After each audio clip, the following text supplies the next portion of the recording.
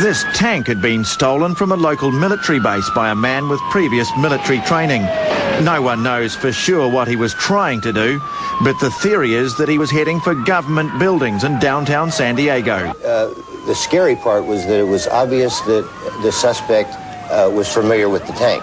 We immediately got information that there were no munitions in the tank. However, if he could get to the tank, get the tank out, there was no reason to believe that he couldn't get a large shell into the cannon of the tank.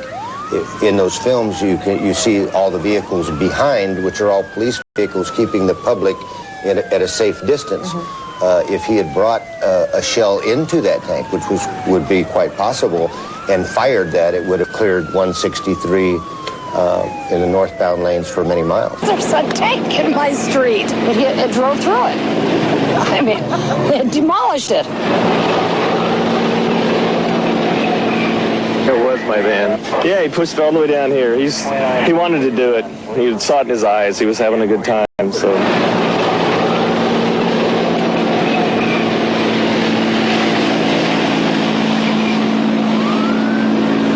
How could anybody just walk into an armory and steal a tank? When he got to the tank, it appears that he took some pry bars and broke some of the locks on 2 other tanks before he got to this one.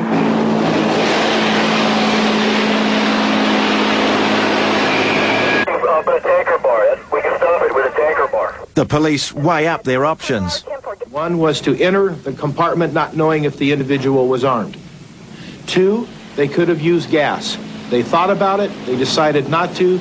Gas would cause the driver to possibly be debilitated and go out of control.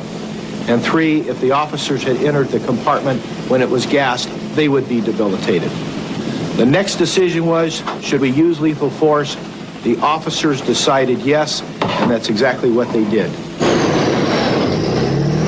The officer somehow got the hatch open and ordered the driver to stop. They were afraid that he would get the tank off the barrier at any moment. He resisted and was shot dead.